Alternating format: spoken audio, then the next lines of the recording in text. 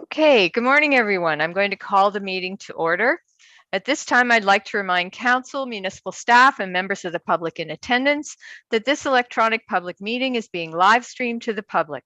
A video recording of this meeting will be available to the public on the township's YouTube account. I'd like to thank the applicant for their patience and understanding of the need to organize this meeting through the use of technology. The municipality has made every effort to ensure all affected property owners were informed and are able to participate in this planning process. And for the public, just to note, we have quorum. Councillor Poplinski is with our deputy clerk, Gwen Dombrowski. He was having some technical issues, but he is present, as is Councillor Bromwich. And with that, Sue, I would ask that you read the note. Thank you. One of the purposes of the Planning Act is to provide for planning processes that are open, accessible, timely, and efficient.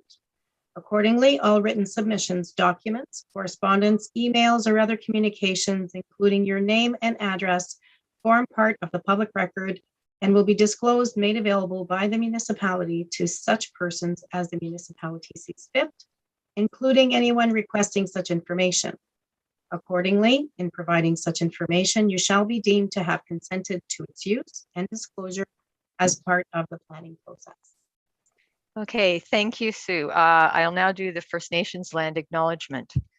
As we gather today, I'd like to acknowledge on behalf of Council and our community that we are meeting on the traditional territory of the Algonquin people.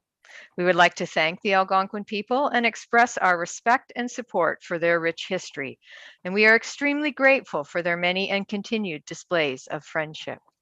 We also thank all the generations of people who have taken care of this land for thousands of years. Is there any declaration of pecuniary interests this morning? None. Okay, Councillor Poplinski? No. Okay, thank you. I just wanted to make sure you were aware what I'd said. With that, the purpose this morning is to hear persons' comments in regards to a request for a minor variance with respect to the provisions of zoning bylaw number 2006-26 as amended. The application is made by the applicant owner, George Orlowski, County of Renfrew, file number A-1/22. And with that, I'm going to turn it over to Lindsay to take us through the file. And Lindsay, there we are. All right, so the nature and extent of the relief being sought from, sorry, my voice, the provisions of the zoning bylaw number 2006-26 as amended, pursuant to the provisions of the residential 1 zoning bylaw 2006-26 as amended to increase the height requirement for a garage workshop pursuant to section 3.3.5 from 5 meters to 6.5 meters. So the notice of the application and the public meeting were sent to all affected property owners within 60 meters of the subject property, as well as to all public bodies as required under the Planning Act. The notice was also posted by township staff on the property on June 13th, 2022. And I have prepared a minor variance report. So I'll just kind of go through that quickly. As we have mentioned that the property is zoned residential 1 in the zoning bylaw. The submitted application proposes a variance to the zoning bylaw to increase the height requirement for a garage workshop from 5 meters to 6.5 meters. The property is a residential lot that is approximately 2,400 square meters in area and has 36 meters of road frontage along Mintha Street. The property is currently vacant and a garage workshop is proposed at the back of the property. A 12-foot access door is required to store the RV or boats on the trailer. The property is going to be serviced by private well and septic system. The property is surrounded by residential development and vacant woodlands. All right, so the official plan designates the property as rural. So the rural designation permits a variety of rural uses, including agriculture, forestry, limited low density residential, commercial, and industrial. The official plan also states that all development within the proximity of a provincial highway, which is within the Ministry of Transportation's permit control areas. So they must obtain appropriate approvals from the MTO before construction commences. So the property, as we've mentioned, is zoned residential 1. The permitted uses in the R1 zone include single detached dwelling, a group home, and an attached dwelling unit. For lots that are on private well and private septic system, the minimum lot area requirement is 4,050 square meters, and the minimum lot frontage is 30 meters. The minimum requirement for front yard depth, exterior yard depth, and rear yard depth is 7.5 meters, and the minimum interior side yard width is 3 meters, and the minimum lot coverage is 33%. So in section 3.3 of the zoning bylaw, it provides provisions for accessory uses, buildings, and structures. So they are permitted in any zone, provided that certain criteria are met. So 3.31 states that no accessory use, building, or structure shall be built on a lot until the principal or main use, building, or structure has been built on the lot. So notwithstanding the aforesaid, an accessory use, building, or structure may be permitted on a lot in a residential or rural zone before the principal or main use, building, or structure has been built, provided a site plan for future development on the property, showing, for example, the location of the septic system and setbacks is approved by the municipality. Section 3.35 states that accessory buildings and structures shall not exceed 5 meters in height in any residential zone. So just for some general planning comments, section 45.1 of the Planning Act provides that a committee of adjustment may authorize a minor variance from the provisions of the zoning bylaw if the request maintains that the general intent and purpose of both the official plan and the zoning bylaw are met, if the development is desirable and appropriate for the lands and building or structure, and if the variance is in fact minor. So the applicant, as we've mentioned, is proposing to build a garage workshop that will be 1,200 square feet in size and be located at the rear of the property. So in order to maintain the proper slope for the future solar panels that are proposed on the garage, the total height of the building will be over the maximum height requirement of 5 meters for an accessory building. So the official plan and the zoning bylaw permit accessory buildings and structures to a residential use. Section, as I mentioned already, section 3.35 of the zoning bylaw states that no accessory buildings and structures shall exceed 5 meters in height.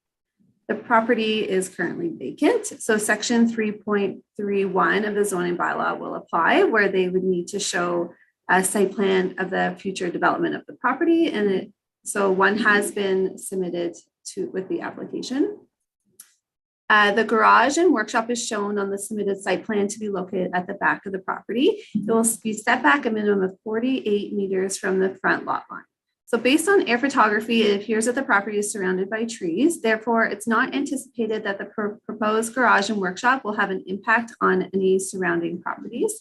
The proposed garage workshop meets the required interior side yard and the rear yard setbacks for an accessory building. The proposed height of the garage workshop is 6.5 meters, which does not meet the maximum height of 5 meters. However, the increased height of 1.5 meters can be considered minor. The proposed building generally conforms to the intent and purpose of the zoning bylaw as well as the official plan and can be considered desirable for the overall development of the property. So as I mentioned before, this application was circulated to property owners and no comments have been received. The application was also submitted and circulated to the township's internal departments. The township provided requirements as conditions. The first one is an engineered site plan to deal with the drainage, and as well as a geotechnical study to confirm the soil compaction and to identify the undisturbed soil before the building permit submission. So the township in their comments has stated that the lots on Memphis Street have been subject to major excavation and they need to ensure that this area is stable enough to support buildings. The application was also circulated to the Ministry of Transportation as this property is within 800 meters. They got back to me yesterday and said that they have no comments on this application. So in conclusion, accessory buildings and structures to residential uses are permitted in the official plan and zoning bylaw. Since the proposed garage workshop is for residential uses, the application can be considered to meet the general intent and purpose of the official plan and zoning bylaw. And as the garage is to be located at the rear of the property and no impacts are anticipated on the adjacent properties, the proposed garage and workshop can be considered desirable and appropriate for the land, as well as can be considered minor. Do you want me to read those recommendations, or do you want?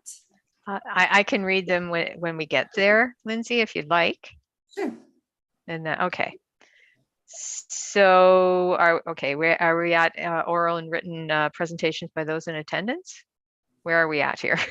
I know I kind of like to have those in as part of the reports of 7, 8, and 9. So yeah, I think. Okay. All right. So this is where I ask if there's any oral or written presentations by those in attendance. I'd just like to note that the owner applicant, Mr. Orlowski, is present also in our deputy clerk's office, Gwen Dombrowski's office. I don't know if he wanted to speak to the application, but if you would like to, this is an opportunity to do so, Mr. Orlowski. Hi. Yes, I'm still here. No, I do not have any comments. I think it's straightforward. And, if you have any questions, I'm here to answer from my perspective. Okay. All right. Thank you. With that, I'll go to questions, discussion by council. Any questions or discussion by council? Okay. I'm not seeing any. Councillor Poplinski, are you? I have none. Okay. Thank you very much. I have none. Then I guess, Sue, are you going to take us through the evaluation? And council, I do need you to respond verbally to each of the questions. The Committee of Adjustment must consider 4 tests when reviewing a minor variance application. These tests are provided in section 45(1) of the Planning Act. The variance is minor. Yes. Yes.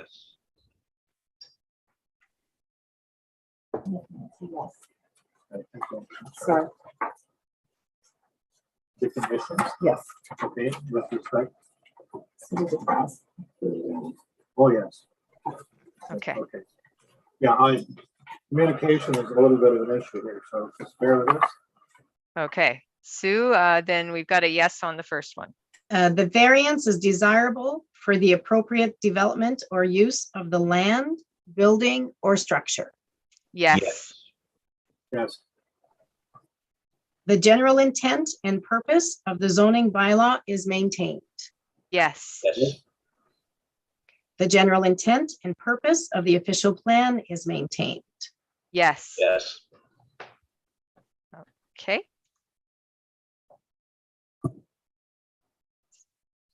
Sue, are you going to read that last bit? If the application cannot meet all of these 4 tests, it should be refused.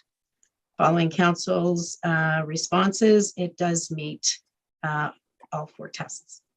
Okay, thank you. And could you read the notification? A copy of the decision of the committee will be sent to the applicants and to each person who appeared in person or by council at the hearing and who has filed with the Secretary Treasurer a written request for notice of the decision.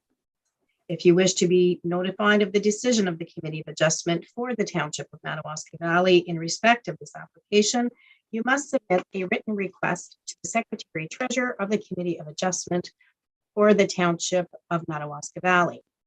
If a person or public body would otherwise have an ability to appeal the decision of the Committee of Adjustment to the Ontario Land Tribunal, but the person or public body does not make oral submissions at a public meeting or make written submissions to the Township of Madawaska Valley before the decision is passed, the person or public body is not entitled to appeal the decision.